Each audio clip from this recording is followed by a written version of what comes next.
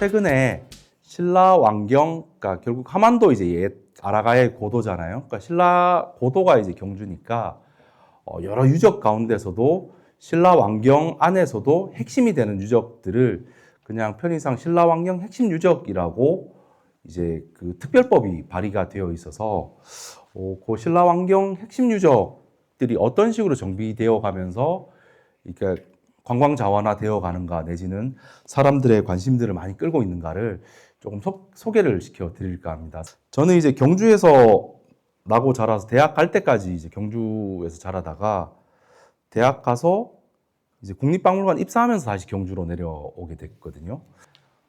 요즘은 뭐 다들 인터넷들을 많이 하시니까 협업 포털에서 이제 경주 야경 맛집을 딱 검색해 보면 이미지가 이렇게 쫙 뜹니다. 보면은 많이들 가보셨을 텐데요. 여기가 월정교입니다. 그러니까 이 다리는 사실은 이제 그 터만 남아 있다가 80년대 중반에 이제 발굴 조사를 거쳐서 실제로 이 다리가 복원 되기까지는 한 20년 정도 시간이 걸려서 2018년, 19년 무렵에 복원이 완료가 되어서 일반에 이제 공개가 되고 있고, 또 한편으로 야경 맛집 하면은 여기 보시는 것처럼 동궁과 월지가 대표적입니다. 그래서 대부분은 이렇게 월정교와 동궁과 월지와 관련된 이런 사진들이 많이 나오는데요. 그러니까 문화유산은 이제 낮밤이 없는 것 같아요. 이를테면 동궁과 월지 같은 경우도 낮에 가보셨을 때 느낌하고 밤에 가보셨을 때 느낌이 전혀 다르게 드러나거든요. 그러니까 예전에는 당연히 이제 유적을 가본다 그러면 밤에 간다는 건 있을 수가 없었죠. 깜깜한데 뭐 보이지가 않으니까. 근데 최근에는 사실은 낮보다 오히려 밤에 포커스가 맞춰져서 그러니까 유적을 관람하는 것들도 꽤 유행을 많이 하고 있는데요. 네, 그래서 이런 식으로 이제 그 또 다른 포털에서 경주 야경 맛집을 검색해 보면 뭐 똑같죠. 그 동궁과 월지와 월정교를 배경으로 찍은 사진에 더해서 여기는 이제 보문단지 안에 있는 황룡원이라고 하는 건데요. 그냥 황룡사 9층 목탑이 이 정도의 모습이었을 거라고 그냥 재현해 놓은, 그러니까 여기는 실제로 들어가 보면은 그 숙박을 할 수 있는 공간도 있고 연회장도 있고 뭐 회의실도 있고 해서 복합적으로 활용할 수 있는 공간입니다. 그래서 이런 식으로 아마 야경 맛집들이 경주에서는 유행을 하고 있는데, 사실은 이렇게 경주가 이제 밤의 도시처럼 바뀌게 된 거는 그렇게 오래지가 않습니다. 그러니까 의외로 이제 신라라고 하는 수도의 모습들이 드러나기 시작한 거는 사실은 한 30년? 길게 보더라도 40년이 채 되질 않습니다. 그래서 여기 보시는 것처럼 예전에, 지금은 이제 퇴직을 하셨는데요. 신창수 선생님이라고 가야문화재연구소에서도 꽤 오랫동안 근무하셨죠. 그래서 함안 성산산성 발굴에서도 꽤 혁혁한 이제 발굴 성과를 많이 올려셨던 분인데, 이분이 퇴직할 때 2008년도에 이제 문화재연구소장으로, 중원문화재연구소장으로 근무하시다가 퇴직을 하면서 연합뉴스와 이제 인터뷰를 했어요. 그래서 옛날 얘기를 막 하다가 본인이 이제 경주에서 발굴했던 얘기를 쭉 하시다가 여기 보시면은 83년에 이제 발굴을 할 때 그때까지만 하더라도 신라 왕경 고도의 모습이 어땠는지는 아무도 몰랐다는 거예요. 그래서 본인이 발굴하다 보니까 절터 옆을 발굴해 보니까 옛날 신라 시대 때 도로가 나오고, 그래서 이런 것들이 아마 신라의 옛 수도가 이런 형태로 만들어졌겠구나 어렴풋하게 생각하게 된 게 83년부터라는 거예요. 그러니까 이때부터 카운팅을 하더라도 한 40여 년 정도죠. 예.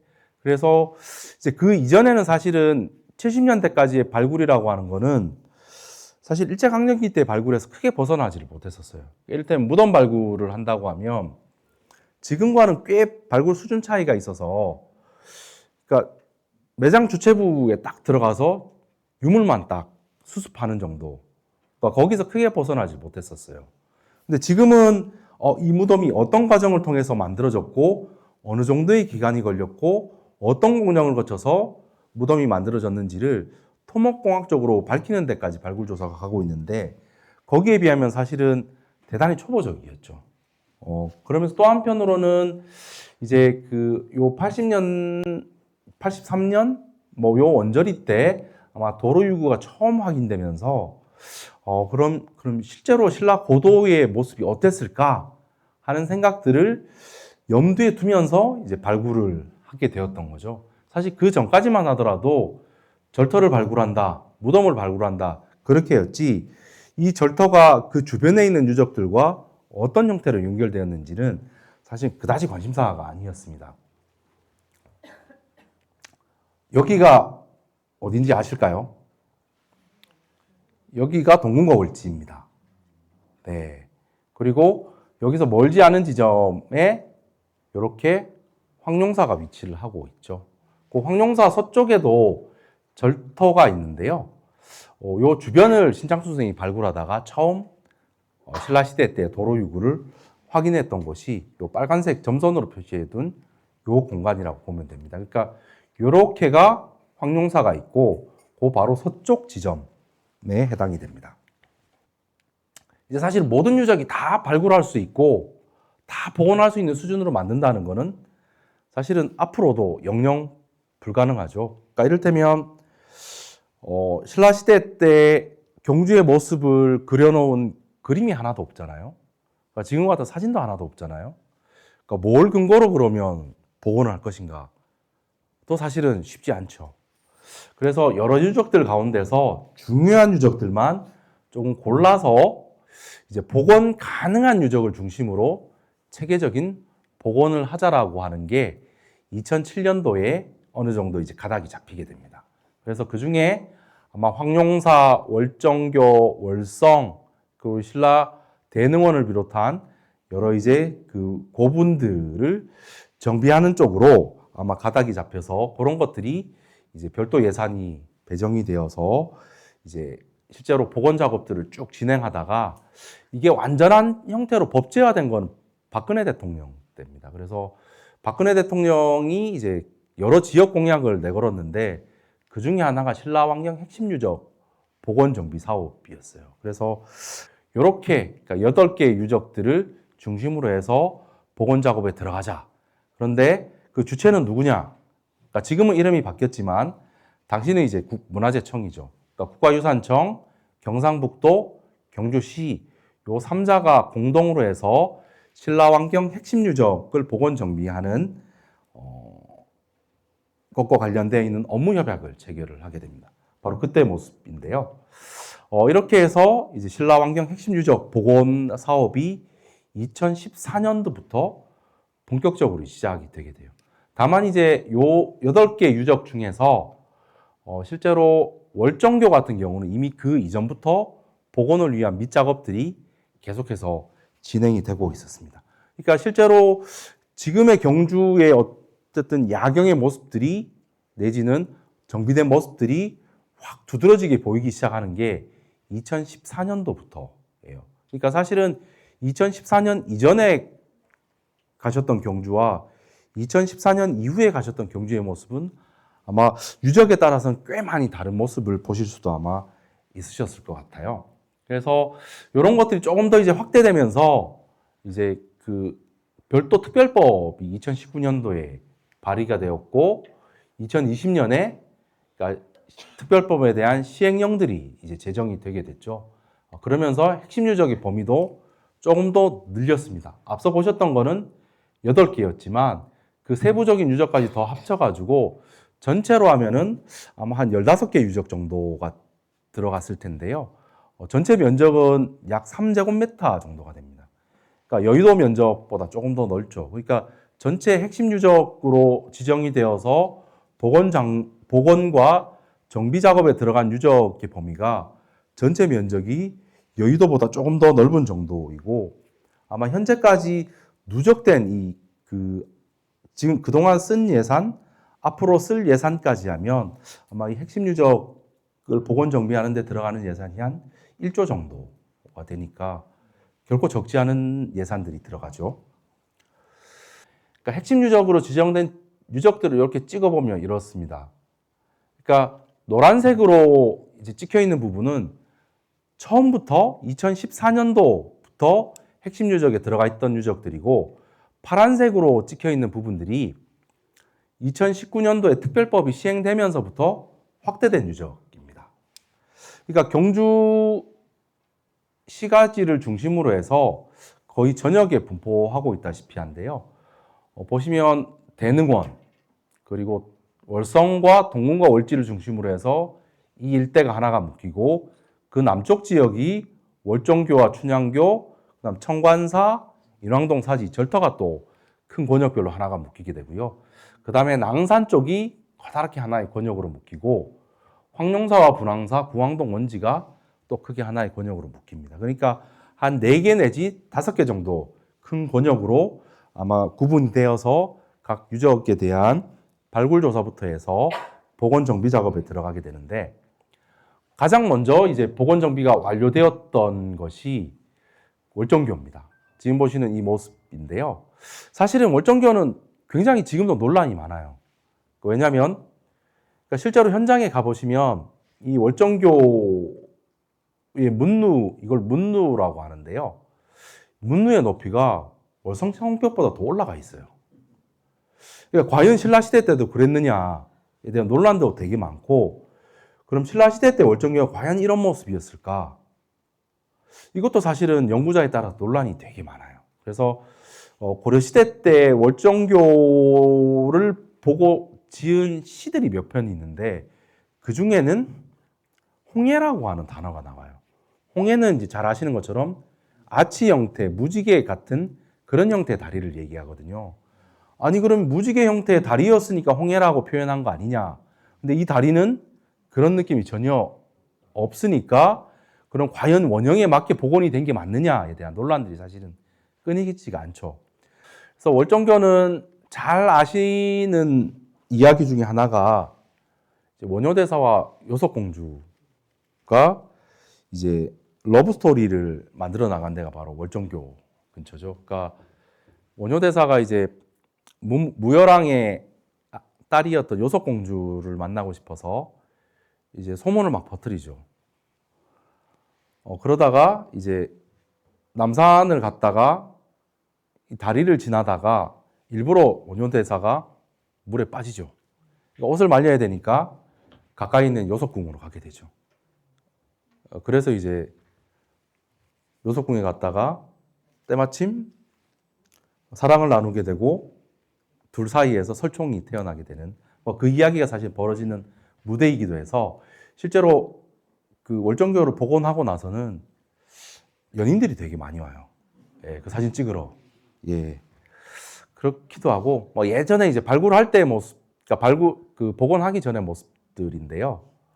과연 이런 형태로 둘 것인가, 말 것인가, 설왕설래가 굉장히 많았습니다. 그래서 이런 모습으로 있던 게 복원되고 나니까 이렇게 바뀌었죠.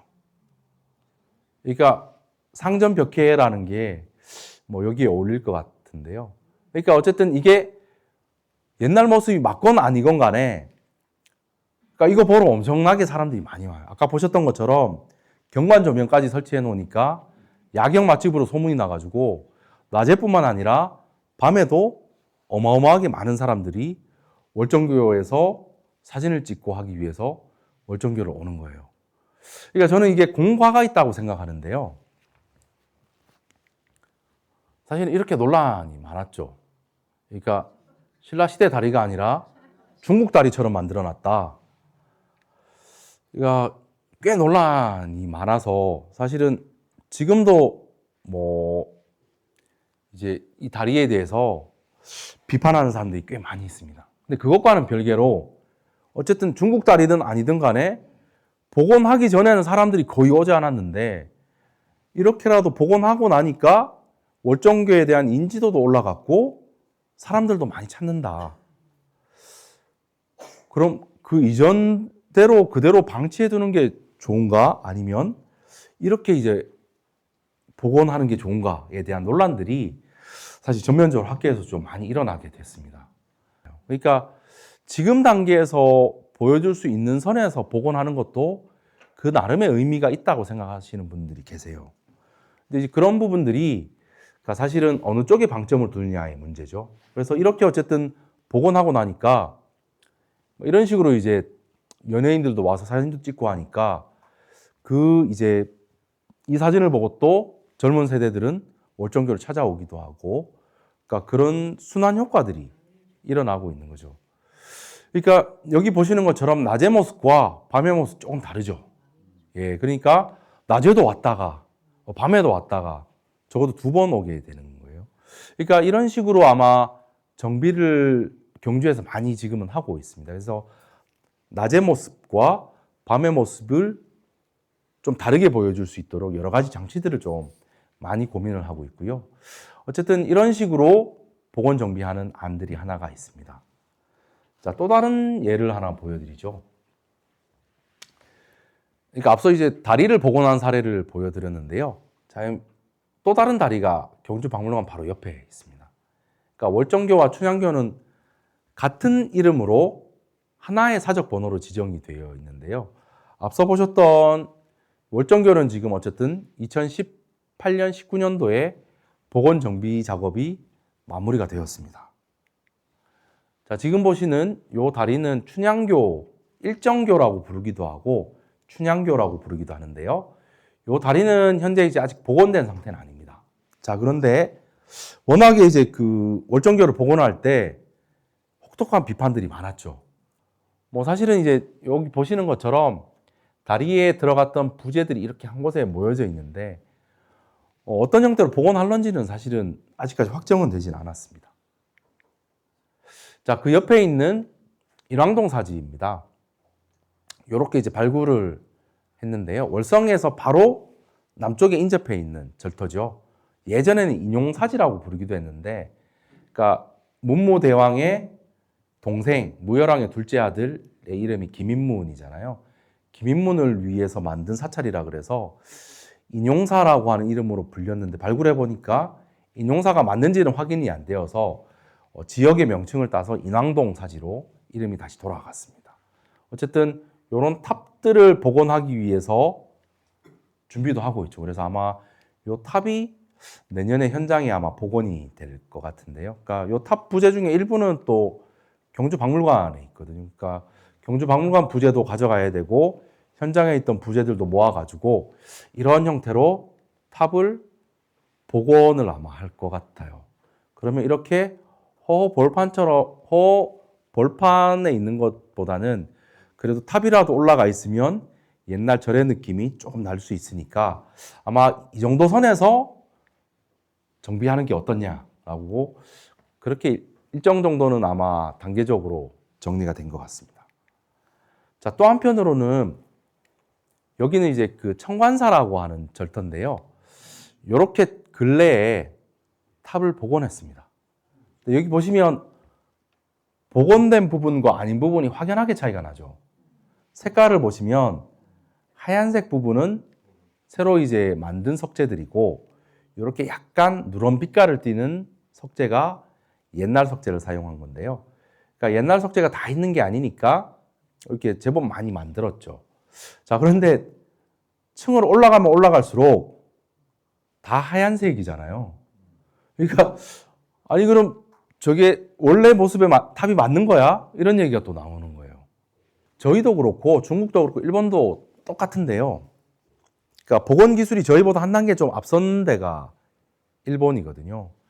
그러니까 일본은 그러니까 경주와 비슷한 지역이 나라입니다. 일본 나라에 가면 마치 꼭 경주에 와 있는 것처럼 지천의 유적들이 널려 있는데 나라 같은 경우도 발굴 조사를 시작한 지 100년이 넘는 유적들이 있어요. 그러니까 이를테면 7세기, 8세기대 나라 지역에서 왕궁으로 사용했던 헤이조궁이라고 하는 유적은 1920년대부터 발굴을 시작해서 현재까지 계속하고 있어요. 그러니까 발굴을 시작한 지 100년이 넘었지만 조금씩 계속해서 발굴을 해 나가고 있어요. 그리고 아마 가보신 분들도 계실 텐데 발굴을 해서 중요한 건물들은 10여 년 사이에 복원을 했어요. 어쨌든 이런 식으로 복원을 하고 나니까 조금 달라진 게 뭐냐면 여기 주변에 보시면 마을이 있잖아요. 마을 사람들이 이제 여기에 산책을 하고 계시기 시작하는 거예요. 그러니까 그전에는 여기 보시는 것처럼 논밭이었어요. 근데 여기를 이런 식으로 이제 탑을 어쨌든 복원, 요 형태에 가깝게 복원하니까 여기가 작은 형태의 소규모 공원이 되는 거예요. 그러니까 저도 이 부분을 보고는 좀 많은 걸 느끼게 됐는데, 이게 뭐 원형이면 가장 좋겠지만 사실은 그렇지 않더라도 이렇게 방치되어 있는 것보다는 그래도 유적 공원으로서의 활용이 조금이라도 되는 게 낫지 않나 하는 생각을 저도, 그러니까 원형에 가까운 모습이냐 아니냐는 사실은 조금 부차적인 상황인 것 같고, 오히려 유적을 활용할 수 있게끔 첫 단추라도 끼워주는 게 오히려 현실적인 거 아닌가라는 생각을 이 유적을 보면서 저도 처음 하게 됐거든요. 자, 이렇게 해서 보시면 월성입니다. 그리고 여기가 월정교고요. 여기가 청관사입니다. 그리고 인왕동사지고 아직 이제 복원은 하지 않은 춘향교 또는 일정교가 있는 터입니다. 그러니까 이렇게 해서 월성 남쪽 구간에 대한 그러니까 복원 정비 작업들이 진행이 되니까 요 마을이 활성화되기 시작했어요. 그러니까 사실은 요 마을은 이름이 천원마을이에요. 그러니까 바둑 하시는 분들은 잘 알 텐데 바둑판의 한 가운데가 천원이잖아요. 그 경주에서 한 가운데라고 해서 이름이 천원마을인데요. 근데 이렇게 유적들이 정비되기 시작하면서 여기가 핫플레이스로 등장을 했어요. 그래서 지금 경주에서 유행하고 있는 건 뭐냐면 한옥을 리모델링하거나 아니면 새로 한옥을 지어서 전원주택처럼 살거나 아니면 그런 것들을 리모델링해서 카페를 만든다거나 뭐 그런 식으로 이제 가게를 내는 게 유행인데요.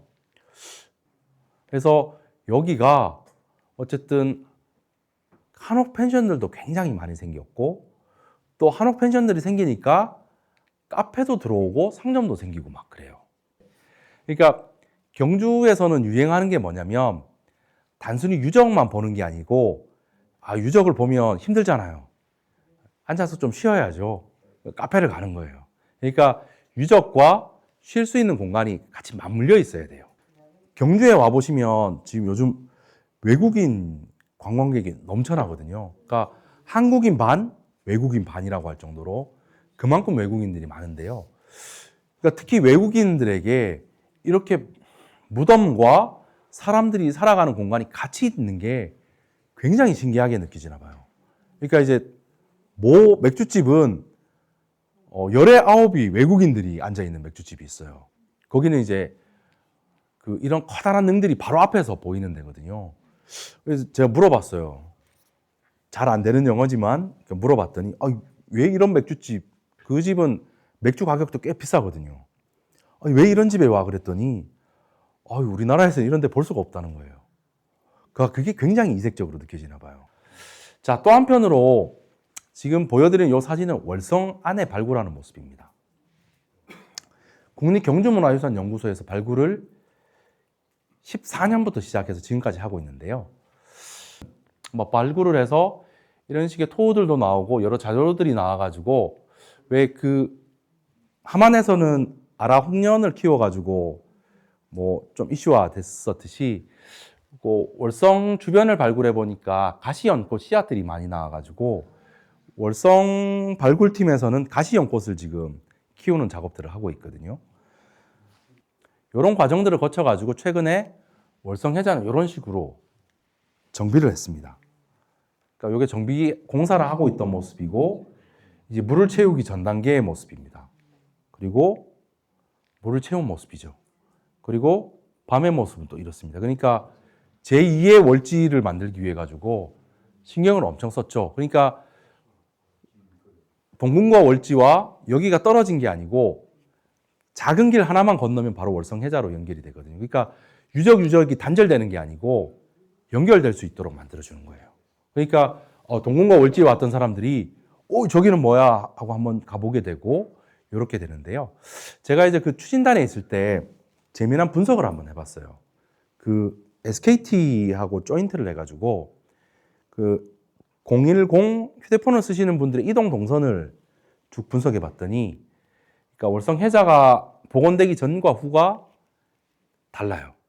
그러니까 그전에는 월지에만 보고 돌아갔다가 월성 해자가 이렇게 복원되고 나니까 여기까지 오고, 그 효과가 어떻게까지 가냐면 여기서 조금 더 가면 여기 첨성대가 있거든요. 예, 첨성대까지 이어지고 첨성대에서 조금 더 가면은 좋은 카페들이 또 있어요. 그러니까 그 동선들이 젊은 층들은 쭉쭉 이어지는 거예요. 그러니까 유적하고 그러니까 주변에 이제 상권들이 연결되기 시작을 해요. 예, 그런 모습들도 볼 수가 있었고, 예, 뭐 이런 식으로 이제 밤에 사진도 많이 찍죠, 이제. 그러니까 원래는 2019년도에 월지의 서쪽에 있는 건물을 이렇게 현장에 복원하려고 했었어요. 그래서 국가유산청에서 예산까지 다 배정이 됐었어요. 근데 최종적으로 무산이 됐죠. 그러니까 여기 같은 경우도 이제 유네스코 세계유산으로 지정이 되어 있어서 유네스코에 승인 받으러 갔다가 이렇게 복원하면 유네스코 등재된 거 떨어뜨려 버릴 거야, 딱 얘기해서 접었죠. 그러니까 유네스코에서 의문을 품었던 건 그거예요. 이렇게 복원하는 건 좋은데 그러면 뭘 근거로 이렇게 복원해요? 이 건물이 2층이라는 근거는 뭐가 있어요? 자, 답을 잘 못했죠. 예. 그러니까 유네스코에서는 아니 복원하는 거를 무턱대고 반대하는 건 아니지만 적어도 기본적인 고증이나 근거 자료는 확보하고서 복원해야 되지 않아요라고 딱 한마디를 했죠. 앞으로 이제 아라가야와 관련된 여러 유적들을 정비한다라고 했을 때 과연 어떻게 정비하는 게 효과적인가, 내지는 그 유적이 가지고 있는 역사적인 의미를 해치지 않으면서 이 유적에 많은 사람들이 발길을 할 수 있게끔 만들 것인가를 아마 생각해 보실 필요가 있는 것 같아요. 근데 이제 그럼 본격적으로 조금 이런 사례들을 어떤 식으로 조금 이용할 수 있느냐, 뭐 그런 약간 또 다른 사례들을 제가 좀 소개를 해 드릴까 합니다. 이게 사실은 경주도 이런 사업들을 하고는 있지만 비판이 되게 많아요.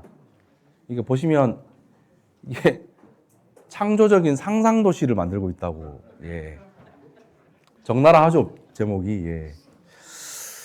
담당자들 뜨끔뜨끔 하는데 이런 기사가 올라오면 예, 뭐 이런 비판은 사실은 보건정비 사업을 하면 어떤 방식으로 하든 피할 수 없는 부분들일 텐데, 그러니까 현실적인 문제가 있어요. 그러니까 사실은 한국에 그러니까 문화유산을 전공한 인력의 풀이 되게 얇아요. 이 보시는 것처럼 제가 이렇게 체크해 놓은 것처럼 연구하거나 정비 복원할 수 있는 인력이 충분히 확보가 돼야 되는데 어쨌든 이런 인력들이 부족하니까 사실은 가야는 신라보다 훨씬 더 심각한 상황에 놓여 있습니다. 그러니까 이런 후속 세대를 잘 키워내는 작업들이 필요한데요. 그러니까 그런 연구 인력들이 아무튼 점점 더 줄어가죠.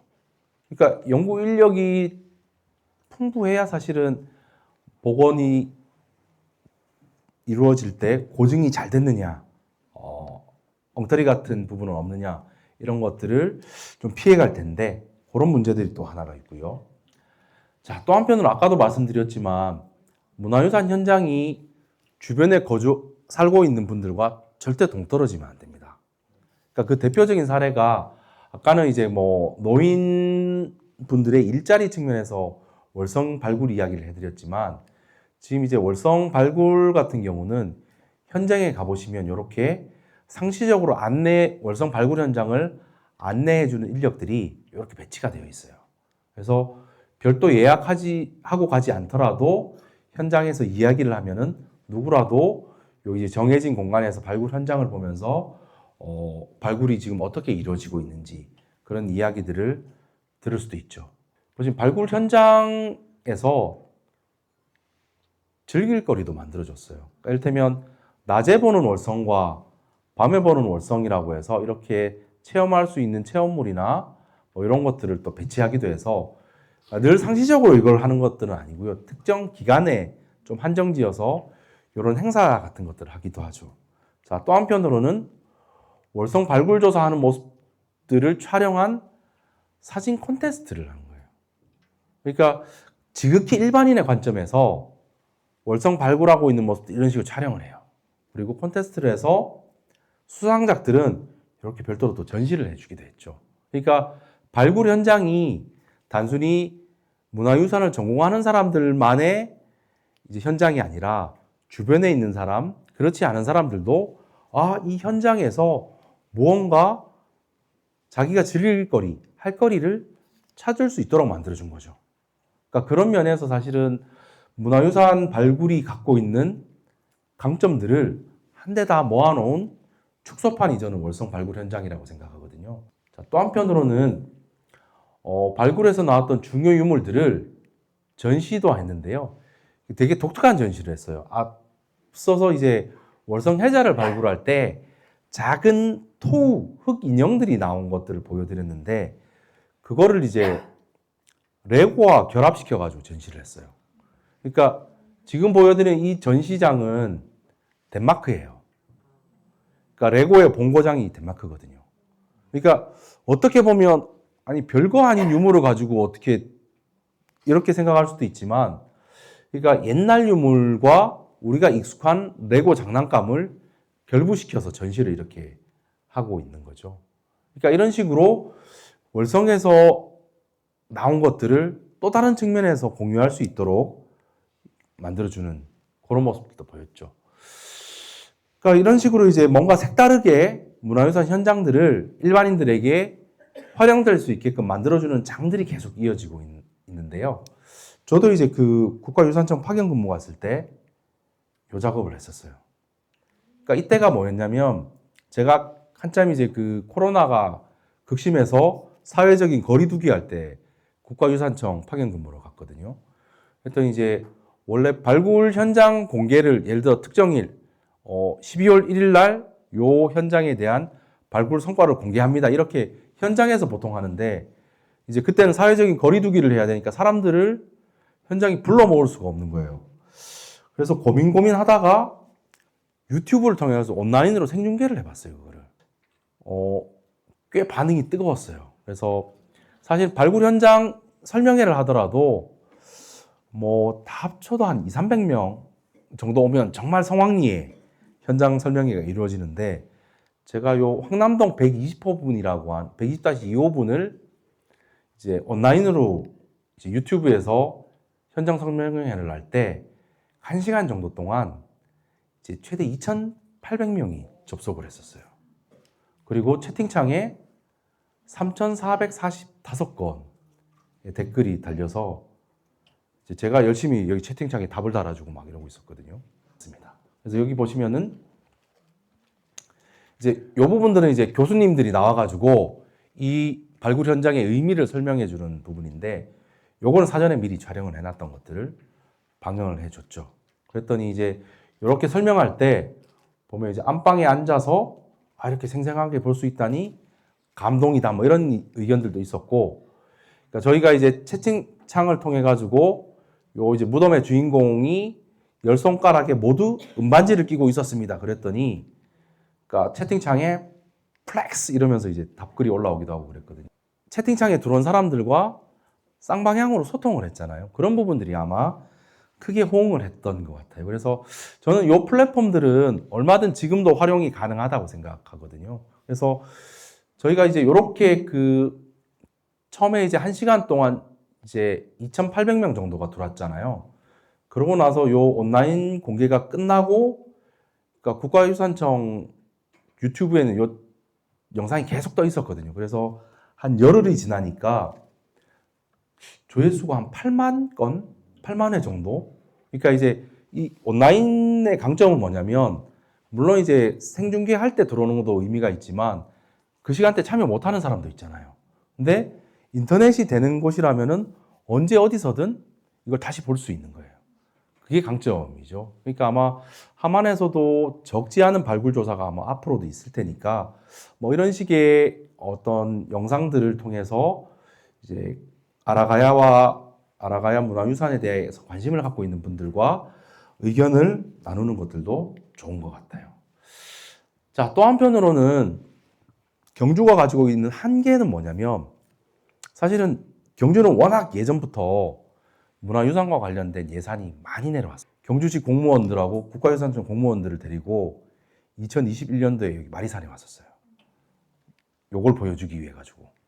그러니까 지금도 요 애플리케이션이 살아있는데 이제 벌써 이 애플리케이션이 만들어진 지가 한 5, 6년이 지나서 아마 현장에 설치되어 있는 애플리케이션 관련된 자료들이 좀 많이 노후화됐더라고요. 그래서 한번 손을 보면 좋을 것 같은데 저는 여전히 이 애플리케이션이 유효하다고 생각을 하는데요. 실제로 제가 알기로는 전국에서 유적을 관람하는 데 있어서 이렇게 이제 스마트 투어 형태로 애플리케이션을 만들어준 거는 마리산 고분군이 처음이었어요. 그러니까 좋았던 건 뭐냐면 예를 들어 지금은 이런 부분들이 많이 날아가 버렸는데 여기 가서 딱 찍으면은 이 무덤이 어떤 건지 이제 스마트폰으로 영상이 막 나오고 하는 거예요. 그러니까 전에는 그러니까 이런 게 없으면은 예를 들어 마리산 4, 5분 이러면은 앞에 세워져 있는 이 간판만 보고 아 여기가 그냥 마리산 4, 5분이고 뭐 설명이 어떤 유물이 나왔으면 아 그렇구나 하고만 알고 돌아오는데 이렇게 이제 어플리케이션을 통해 가지고 거기서 어떤 유물이 나왔는지 사진도 볼 수 있고 특정한 유구 같은 그 호분 같은 경우는 별도 영상도 돌아가고 하니까 그 부분들이 사실은 마리산 고분군을 전혀 알지 못하는 마리산 고분군에 처음 온 관람객들이 이 마리산 고분군을 이해하는데 정말 큰 도움이 됐던 것 같거든요. 그러니까 문화유산과 관련되어 있어서 현장에서 작동하는 애플리케이션 가운데 이 애플리케이션을 능가하는 걸 저는 아직 본 적이 없어요. 그래서 여전히 저도 사실은 그래서 저도 이제 국가유산청에서 파견 근무할 때 그러니까 국가유산청 직원도 이걸 모르고 있고 경주시 공무원도 모르고 있고 해서 이제 본고 한 대로 해가지고 이제 마리산 고분군에 와서 야 작동시켜봐 이래가지고 신기하지 이러면서 이런 거 해야 돼 이런 식으로 그러니까 선진지처럼 소개를 해줬던 기억이 납니다. 그래서 여기 보시는 것처럼 21년도에 이렇게 신문 기사가 났죠. 그래서 이제 모바일 앱을 전국에서 처음으로 이제 만들었죠. 자, 또 한편으로는 이제 유적이라고 하는 데가 옛날처럼 야, 이 유적은 이런 유물이 나왔고 이렇게 중요한 의미가 있어라고 하는 것들을 백날 표지판으로 설명해도 의미가 없는 시절이 점점 오고 있어요. 왜? 점점 어린 세대들은 스마트폰에 익숙하지 글자를 읽는 데 익숙하지 않거든요. 그러니까 설명판이 장황하면은 읽지 않고 넘어가 버려요. 그러니까 예를 들어서 연간 150만 정도의 사람들이 동궁과 월지를 다녀가요. 그러니까 그것도 유료 관람, 무료 관람이 아니고 소정의 입장료를 내고 들어가야 됩니다. 150만 명이 동궁과 월지를 오는데요. 사진은 엄청 찍죠. 근데 이제 다녀온 사람들한테 그러면 그 옆에 있는 건물이 뭔지 아세요? 라고 물어보면 아무도 몰라요. 그러니까 월지에 가서 사진은 엄청 찍어 왔는데 정작 그 유적이 뭐 하는 데인지를 모르고 와요. 그러니까 그게 사실은 동전의 양면인데요. 여기 보시면 그 첨성대가 있고 여기가 월성입니다. 그리고 첨성대부터 이제 월지까지 이어지는 공간에 철절마다 여기 보시는 것처럼 꽃을 심어요. 그러니까 봄에 오시면 꽃이 펴 있고 여름에 와도 꽃이 펴 있고 가을에 와도 꽃이 펴 있어요. 그러니까 겨울 말고는 모든 계절에 오면 다 꽃이 펴 있어요. 철철마다 이제 오면 꽃이 펴 있으니까 사진 찍기 되게 좋죠. 여기 보시면은 아마 국내에서 핑크뮬리를 유행시킨 데가 첨성대 옆에 있는 핑크뮬리가 아닌가 싶을 정도로 사실 핫플레이스로 많이 등장을 했죠. 자, 근데 여기서 사진을 엄청 많이 찍고 오는데요. 여기가 사적인지를 몰라요. 유적인지를 몰라요. 그러니까 사진 찍고 온 친구들한테 야, 거기 밑에 유적이야 그러면은 꽃밖에 안 보이던데 이렇게 얘기를 해요. 그러니까 장단점이 있죠. 그러니까 저도 아니 꽃나무를 심는데 1년에 10억이라는 게 말이 되냐? 처음에 그렇게 생각했는데요. 여기 연간 다녀가는 관광객 숫자가 한 300만 명 정도가 돼요. 자, 예를 들어서 저한테 10억을 주고 네가 마음대로 써도 좋으니까 10억 가지고 300만 명 모아봐 라고 하면 쉽지 않거든요. 그러니까 저희는 박물관이니까 블록버스터급의 전시를 할 수 있죠. 근데 아무리 세계적으로 희소한 유물을 가져온다고 하더라도 300만 명을 모은다는 거는 쉽지 않아요. 예. 그러니까 저도 처음에는 좀 부정적으로 보다가 그래 10억을 들여서 300만 명이 즐거울 수 있으면 그것도 나름 의미는 있겠네 하는 생각이 나중엔 들었는데요.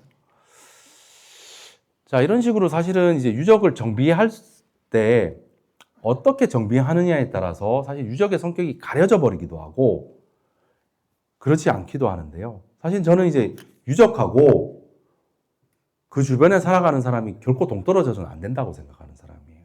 그러니까 한때는 경주에서 이제 유적을 정비할 때 전제는 뭐냐면 주변에 있는 민가들을 다 매입해가지고 철거해 버리는 거예요.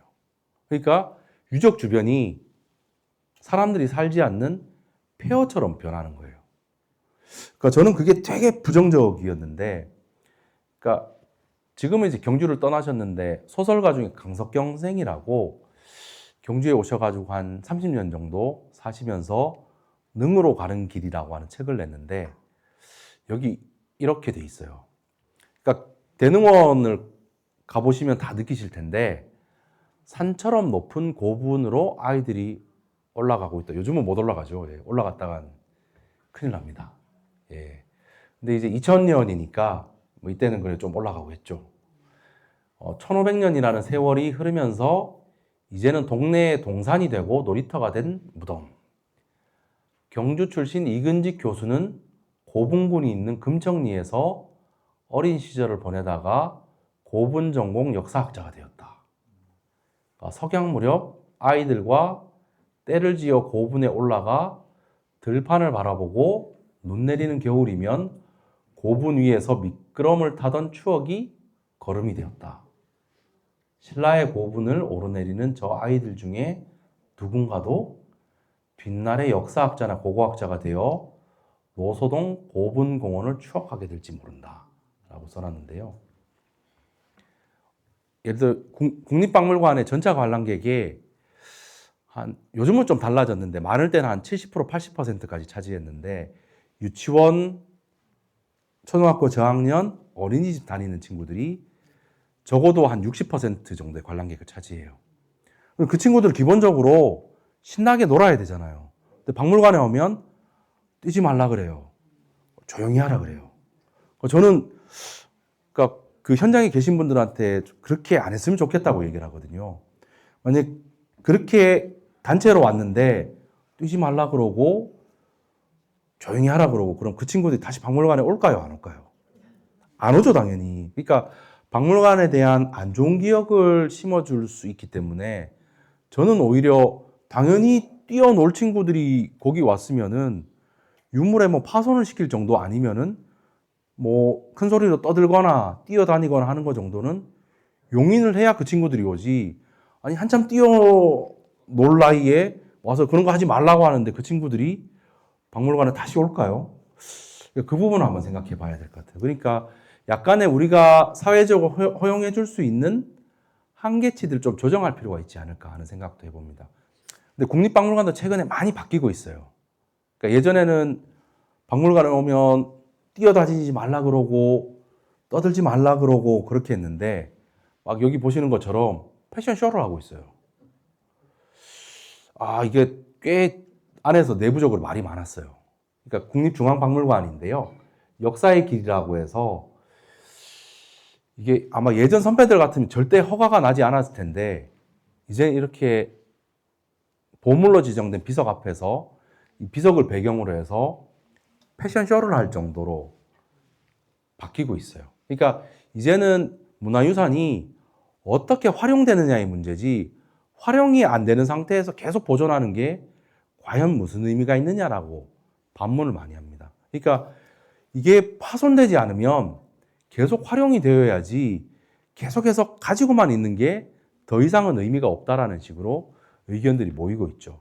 그래서 여기 보시는 것처럼 요거는 이제 서울시 미술관인데요. 서울미술관인데 여기서도 패션쇼를 하고 있습니다. 그러니까 이런 식으로 이제 바뀌고 있습니다. 그러니까 전에랑은 너무 달라졌죠. 그러니까 박물관에 오면 일종의 엄숙한 분위기 뭐 이런 것들이 전제가 됐었는데 그런 보수적인 박물관들조차 이제 기존의 틀을 바꾸면서 문화유산들이 어떻게 조금 더 잘 활용될 수 있을 것인가를 고민하기 시작을 했습니다. 자, 그래서 사실은 이런 식으로 이제 기존과는 전혀 다른 방식의 문화유산을 활용해 나가는 방식들도 있죠. 그러니까 마리산 고분군 같은 경우도 사실 이런 게 충분히 가능해요. 그러니까 저는 아마 하만에 계신 분들도 10월 정도에 기회가 되시면 한번 대능원의 축제에 한번 와보시면 좋을 것 같아요. 그러면 거기서 뭘 하냐면 경주에 있는 모든 화원들이 아마 다 오는 것 같은데요. 이쁘게 이제 그 무덤 주변에 잔디밭이잖아요. 거기를 정원처럼 막 일주일 내지 보름 정도로 꾸며놔요. 그럼 또 사진 찍기 위해서 엄청나게 많은 사람들이 오거든요. 그런 것들도 있고 또 고분군을 일종의 캔버스처럼 삼아가지고 미디어 아트 영상을 쏘기도 하고 그래요. 그러니까 단순히 이제 무덤이 산 자의 공간만이 아니라, 그러니까 죽은 자의 공간만이 아니라 산 사람들이 즐길 수 있는 또 다른 공간으로 바뀌고 있는 거죠. 그러니까 이제 유튜브에 많이 떠 있거든요. 그러니까 대능원 녹턴이라고 한번 찾아보시면 다양한 재미난 영상들이 많아요. 그래서 이따만한 짐승들이 커다란 고분을 배경으로 삼아가 눈을 껌뻑껌뻑거리는 그런 장면도 있고 갑자기 연꽃이 확 피어났다가 지는 장면도 있고 다양합니다. 그런 식으로 아마 문화유산들을 활용해 나가는 안들이 여러 가지로 지금 만들어지고 있는 것 같아요. 동적인 형태로 존재해오던 문화유산들을 어떤 식으로 이제 활용해 나갈 것인가가 이제는 화두인 것 같아요. 그래서 사실은 하만의 이제 여러 조형물들 중에 하나가 마리산 4호분에서 나왔던 수레바퀴 모양 토기잖아요. 그게 예전에는 아마 기억해 보시면 주구가 없었어요. 위에 물을 주입하는 부분이 없었어요. 그러니까 제가 마리산 4호분 보고서 쓰면서 주구를 찾아서 복원하면서 이제 함안군에 얘기를 했거든요. 내가 주구 찾았다. 조형물 바꿔야 된다. 다른 지자체 같으면은 몇 년이 걸렸을 것 같은데 함안은 거의 바로 바꿨거든요. 근데 그런 면에서 함안은 늘 올 때마다 기분 좋은 변화들이 많이 있어서 특히 이제 제2의 아까 보여드렸던 마리산 고분군 애플리케이션 같은 그런 사업들이 좀 많이 이루어지면 좋을 것 같아요. 자, 제가 오늘 주로 이제 경주에 있는 신라환경 핵심 유적을 중심으로 해서 어떤 식으로 그동안 복원 정비가 되어 왔고 그런 것들이 또 지역 사회에 어떤 또 파급 효과를 불러일으켰고 하는 것들을 좀 소개를 해드렸는데요. 물론 경주의 사례가 모든 지자체에 적용될 수 있을 것 같지는 않습니다. 그러니까 이를테면 예산 문제도 많이 다르죠. 그러니까 바로바로 경주의 사례들을 함안에 그대로 대입하기 어려운 부분도 있는데 저는 충분히 살릴 법한 유적도 있는 것 같아요. 그러니까 지난주에 경주를 다녀가셨잖아요. 그러니까 경주박물관이 지금 금관전 때문에 되게 뜨겁잖아요. 근데 금관전 말고도 에이펙 정상 회담을 했던 공간도 막 줄을 서서 이제 사진 찍겠다고 그렇게 하는데 함안도 그런 유적이 있어요. 추경공원에 가시면 그 유적이 있죠. 그러니까 아라가야 때 고당회의라고 해서 일종의 아라가야 당시에 에이펙 정상회의와 같은 무대가 충의공원에 있었어요. 그러니까 지금은 사실은 거기 안내판만 좀 있고 해서 아쉬운데요. 아마 함안군에서 그런 것들을 조금 잘 활용하면은 이미 1500년 전에 국제회의장이 함안에 있었던 셈이잖아요. 그러니까 그런 것들을 활용할 수 있는 것들도 한번 고민해 보시면 어떨까 싶어요.